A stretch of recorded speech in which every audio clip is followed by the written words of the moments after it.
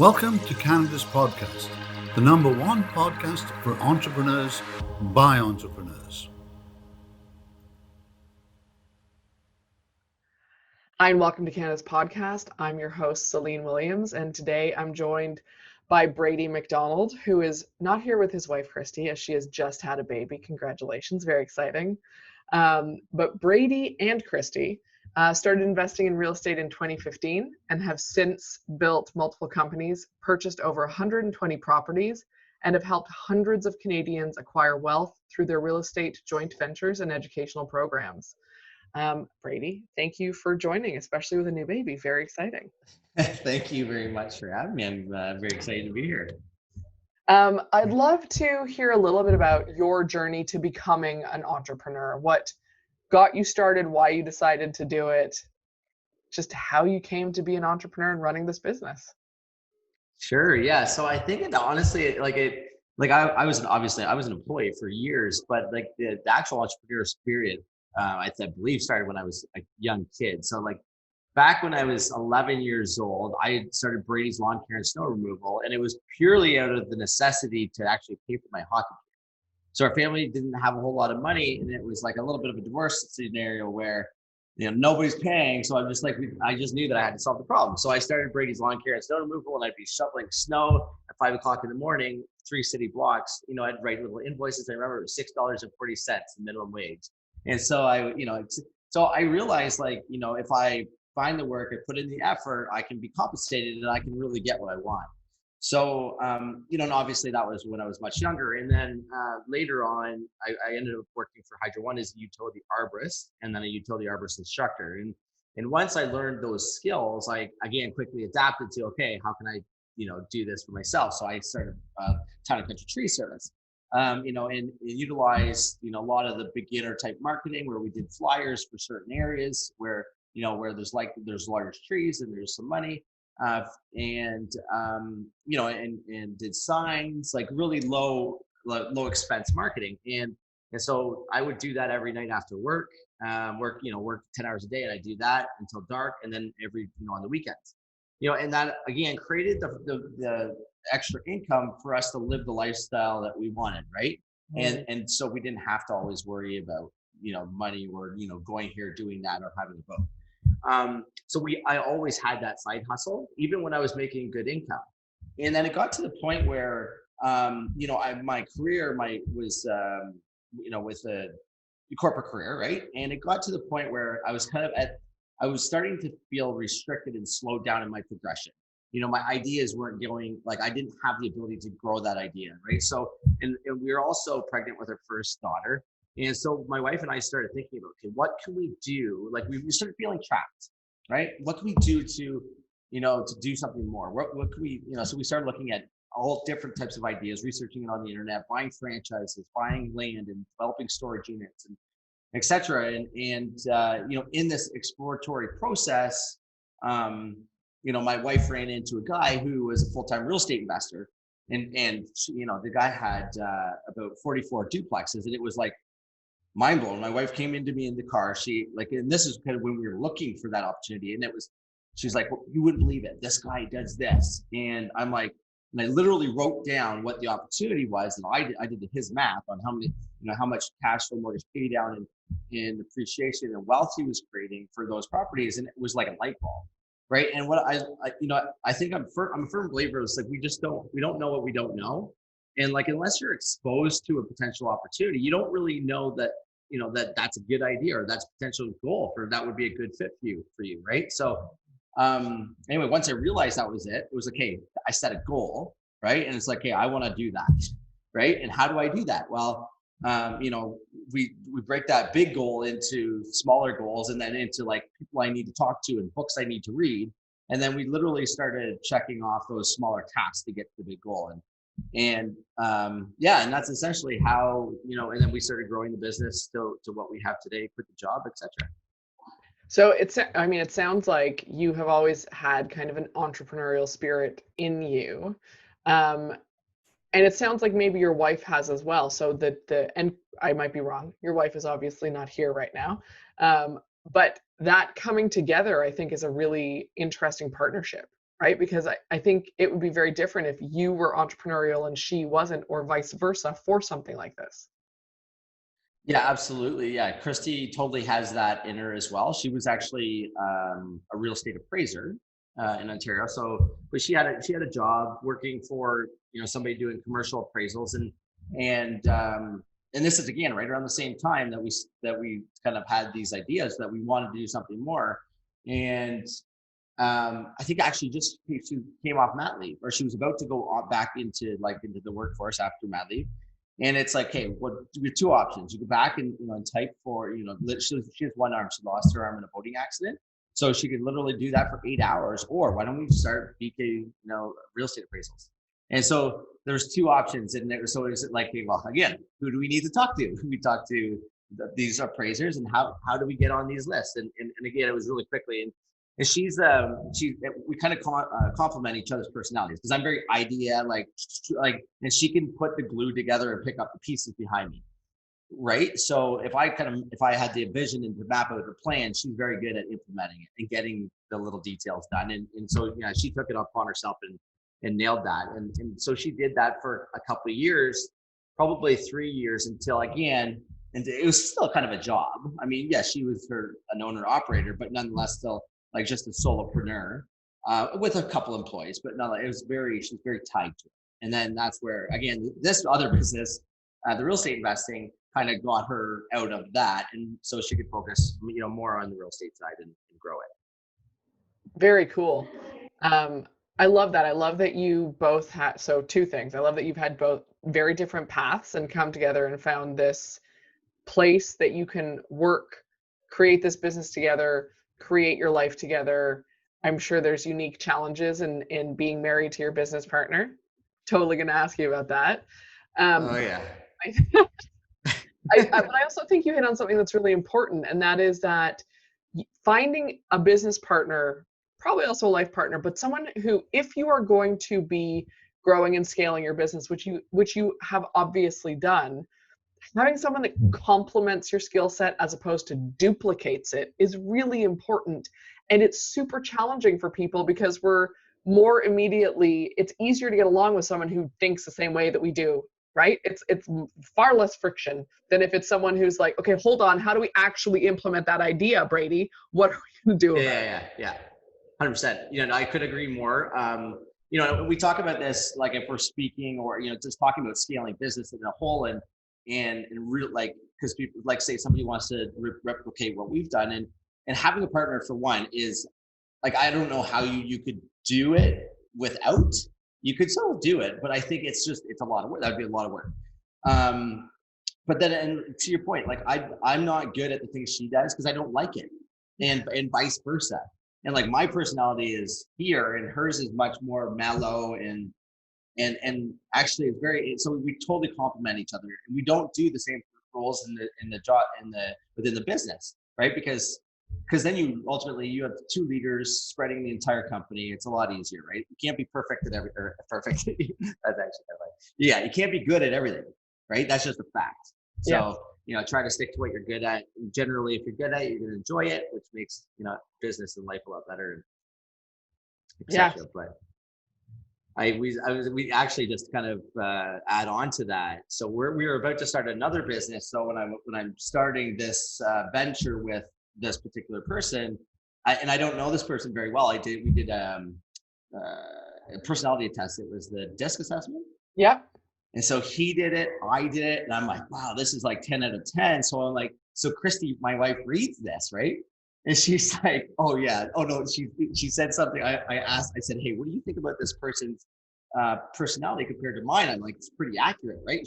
And it was so like, her comment was so, what's the word? Just like not trusting or whatever. Right.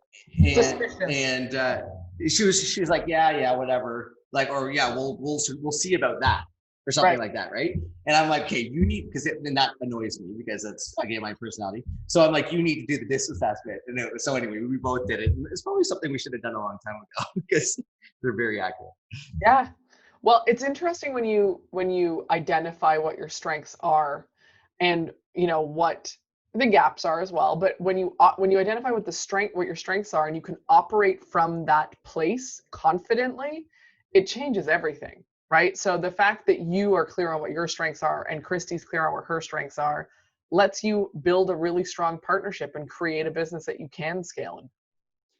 Yes, yeah, I would agree with that. And I also think like acknowledging what you're not good at is probably equally as important, especially like, when you are starting a business, there's going to be certain things in the business that or in starting and growing a business that you're not good at, that you don't like. So acknowledging that and just knowing that you need to either, especially if you're doing this by yourself, that you need to put extra effort into doing those things well, or hiring support to do those things, right? Because the reality is if you don't like it, you're not good at it, or you're not good at it and you still do it, it's going to affect the business, right? Yeah. So you can really try to align yourself with the right people to make sure that that you have the highest chance of success while you start.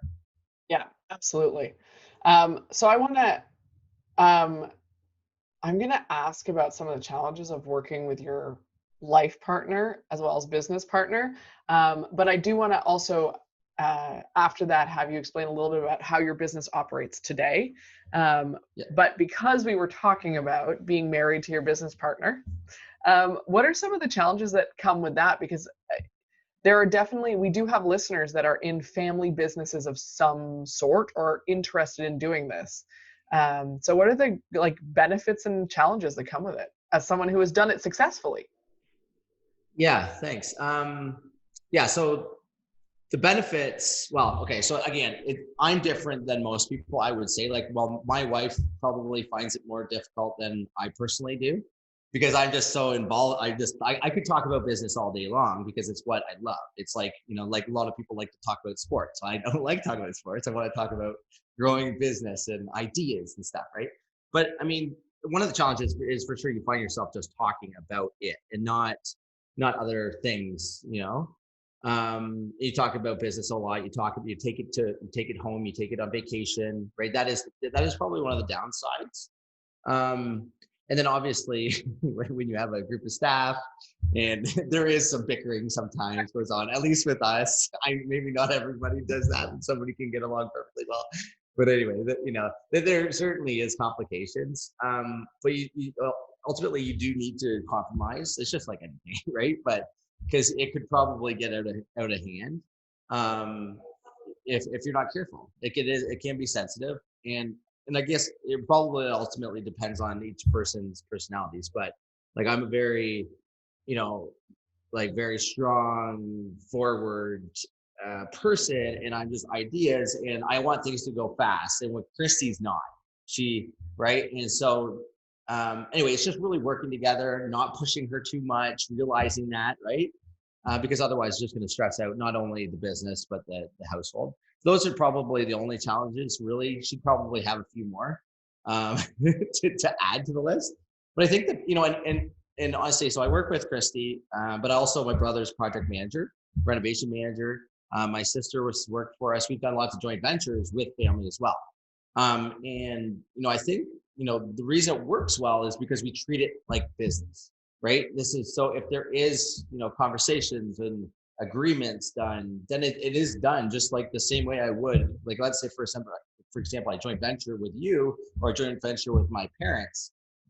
Everybody does the same thing. The process to get them from A to B is the exact same. It's the same agreements, the same due diligence, the same education phase, the same communication. It's not, my mom would actually get mad when she did a couple deals with us and say, like, because it's so business. She's like, I want my son back. Like, no, like, love you, mom. XOXO. It's just like, because it was just very busy. Like, it's just, but it helps define the boundaries of what you're doing.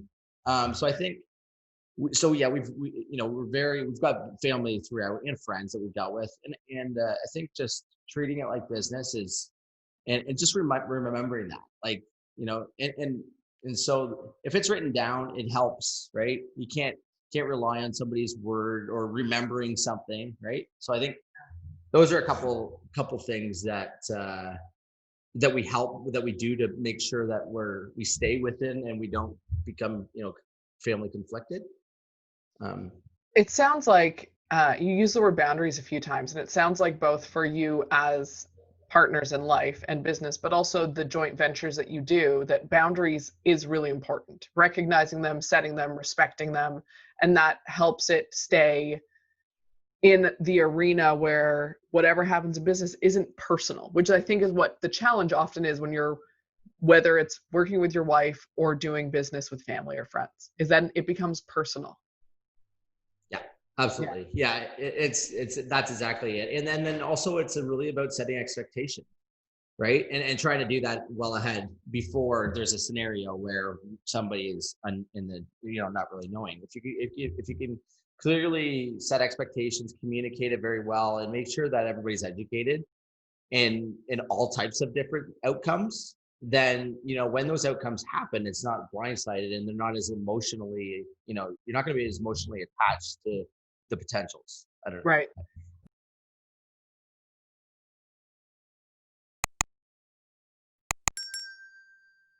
It's really interesting you say that, because the work that I do, I talk about expectations a lot, and there's a lot of chatter right now around the idea that expectation, I'm totally going to kill this, but the idea that expectations are toxic, and they create, they are the things that create the issues, is having expectations. And I always think that's, to me, that's insane, because we have expectations. Either we acknowledge them and we set them and we're clear about them, or they're ghost expectations that drive us in really toxic ways. And what you're saying is, yeah, they're real. We set them, we're clear about them, and that's what makes us successful. 100%. Yeah. Yeah. So I'm going to pivot a little bit. I want to know a little bit about your business. You mentioned joint ventures, and you mentioned some of the work. So for people who might be interested in real estate investing, can you tell us a little bit about how you do it? And obviously you're many years into the journey of doing it. So what it looks like for you now, and then how someone could potentially get started if they're like, yeah, that sounds interesting. Where might I start even thinking about this as a possibility? Yeah, absolutely. This is, it's exciting because there are going to be some people listening on here that didn't realize that you could be a full-time real estate investor, or that, just like I was with that car that day when I was in the car driving to Chrissy to, the appraisal. And then I was just like mind blown, right? So, yeah, so basically, so there's many different strategies when you're looking at real estate investing. You could buy, a condo. That's kind of like a strategy. You could flip houses where you buy property, renovate it to increase its value, and sell it as quick as you can for profit. You could invest in mortgages. Really is real estate investing as well. So, but our strategy is it's called a BRRRR. BRRRR. Buy, renovate, rent, and repeat. Refi, rent, and repeat.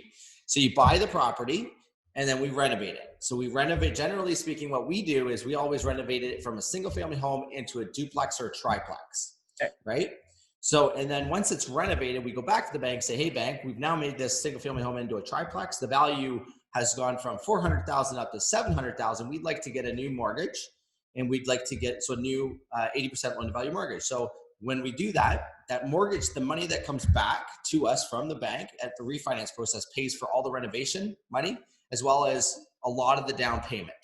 Okay. So, for example, if we bought it for 400, we financed it for 700,000, maybe we might only have like $20,000 or $30,000 left of our own capital in that house, in that property. And then we rent it out. So that was the buy, renovate, refi, and then we're going to rent it. So then we rent all three units out, 3 apartments out, and which that creates cash flow, right? So if, for example, if you rent it for $5,000, all of the units out for $5,000, and our expenses are $4,000, then that means that we would get $1,000 a month cash flow. And the nice thing about real estate investing is that you make money in multiple ways. So that would be one way, is cash flow. The other way would be that the tenants are actually paying down the mortgage every time they make a rent payment that pays a portion of the principal down in the mortgage. So you're making wealth and money there, as well as in appreciation. So hopefully the property is going up in value. And generally speaking, in Ontario, it has for a long time. And, there is blurps and hiccups there, but, the goal is to hopefully buy in a market where it is appreciating, going up in value. So you could also make money in that way. So that's our strategy in a nutshell. So we buy a single family home, renovate them into triplexes, refinance it, get most of our money back, and we buy more. So, and what we do is we do this with utilizing joint ventures. So we collaborate with people that have capital, have the ability to qualify for mortgages, but they don't have the time, they don't have the expertise, they don't want to deal with toilets, they don't want to deal with tenants, but they realize that there's value and they realize the benefits of investing in real estate, right? Most billionaires, I forget, there's a quote, something about most of the billionaires or millionaires make a lot of their wealth in real estate. So it's a very safe asset to invest in. So what we do with joint ventures is we partner with them. So that person that has the capital for the purchase, has the capital for the renovations, and also qualifies for the mortgage, they're for lack of a better term, the money partner, right? Yeah. And then they joint venture with us, the expert. So we find the property, we negotiate it, and then we would offer it to our investors, and we would joint venture on it. So now we're going into this together. Our team, our BK staff, we renovate that property into that triplex at cost, right, with our in-house staff. And then once it's refinanced, once it's done and we refinance it, we would give the investor back all their renovation money back and as much of that capital or purchase money as possible. So again, that investor might only have 20 or 30 grand left in the deal. And then we rent the property out and we split the cash flow. So with their 50-50 joint ventures. So for their 50%, they're putting in the money and being the money partner. And for our 50%, we're doing all the work. And then we split the cash flow 50-50. We split the appreciation and the mortgage pay down 50-50. And at the end of the day, when let's say we sell it in 5 years, if the investor had any capital left in the deal after refinance, they would get all that money back first, right? And then we split it 50-50. So it's really collaborating with people, making win-win situations, and really ultimately trying to achieve each other's goals where we otherwise couldn't, right? Right.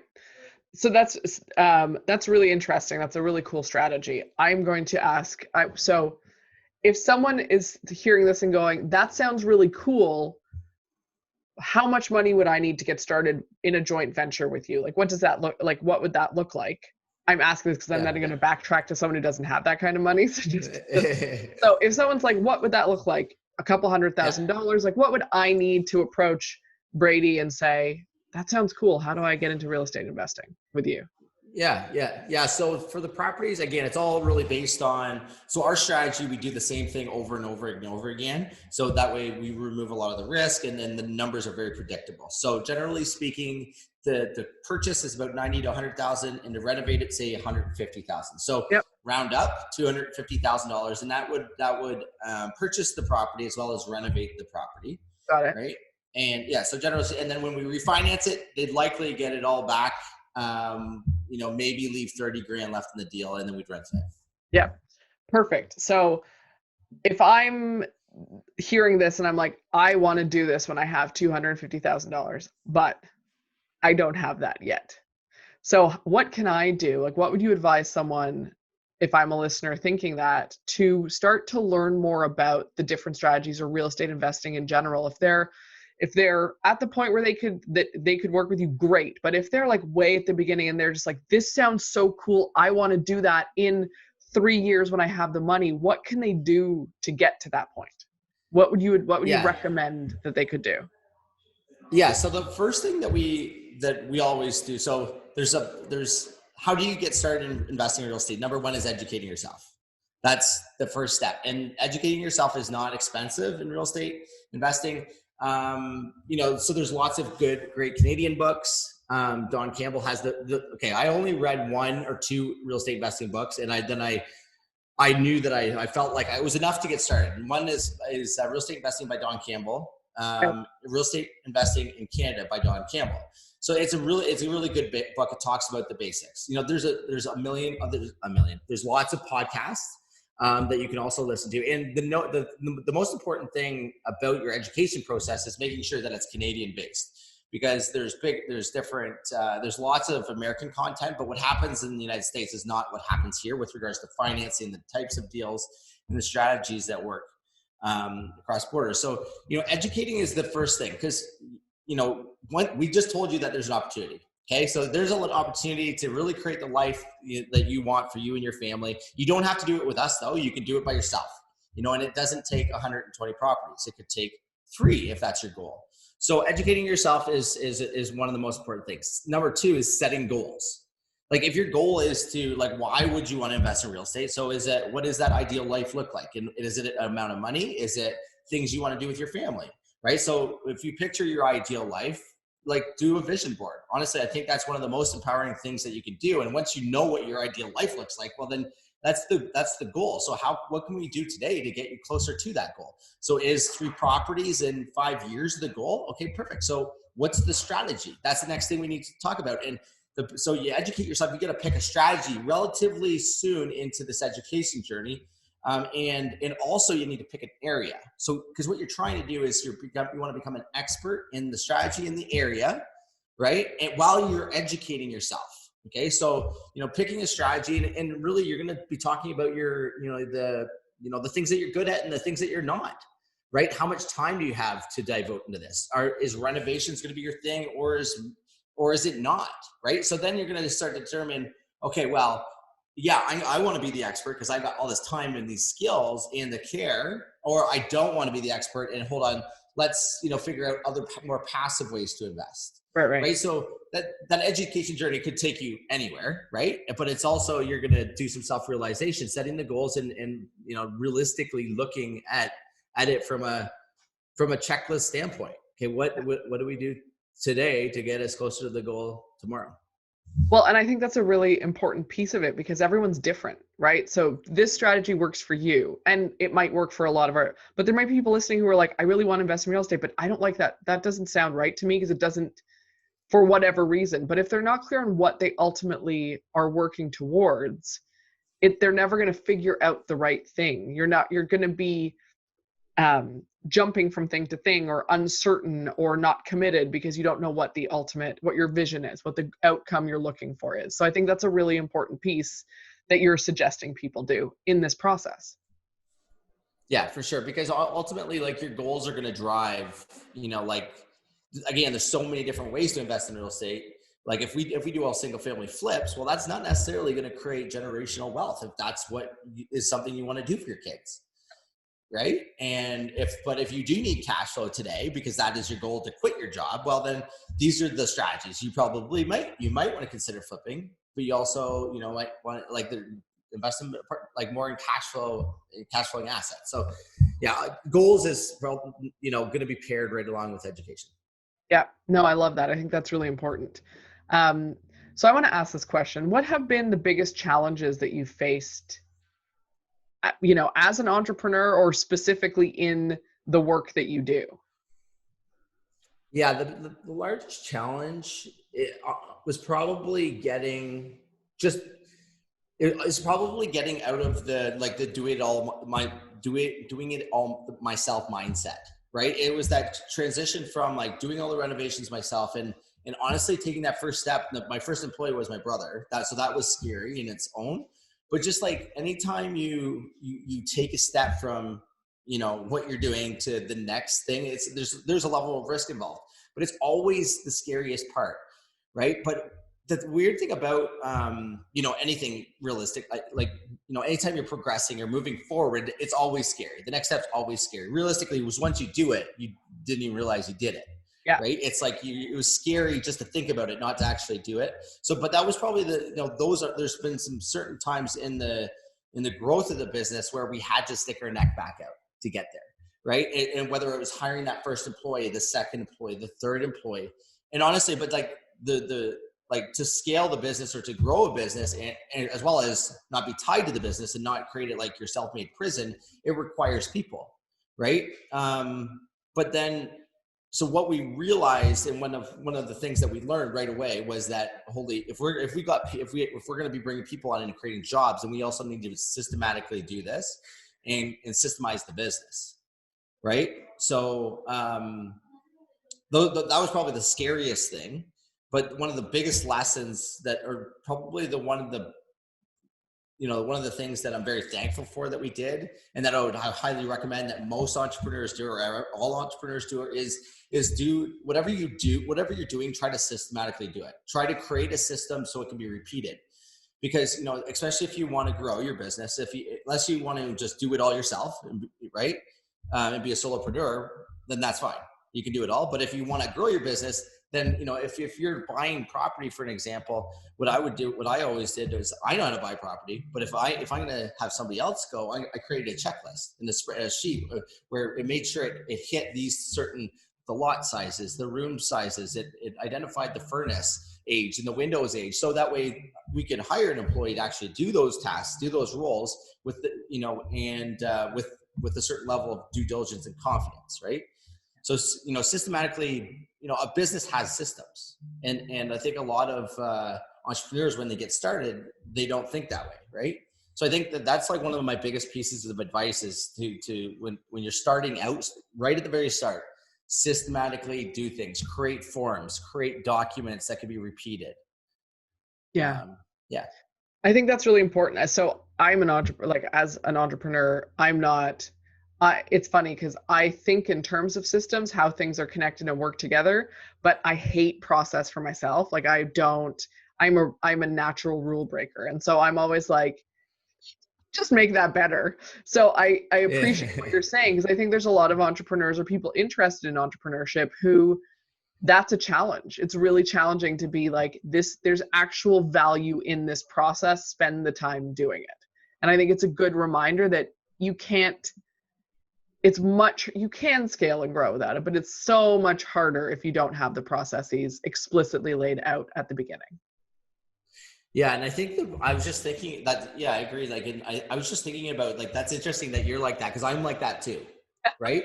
But the reason I knew that was right was because, again, my previous work with Hydro One, I was, teaching people how to climb trees and not kill themselves, like around hydro lines. So it's very step by step by step by step by step. This is like how I create, work procedures, and safe work practices, and inspections. So everything is done in a checklist and step by step, right?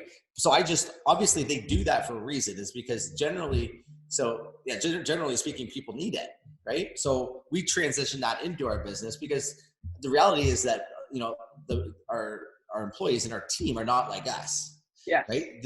So a lot of people need that, and they like that structure. So it doesn't mean that we need to follow it. It just means that we need to be able to help, our team get to the results we want. And that's one of the ways to remove the risk of it not getting to where we want.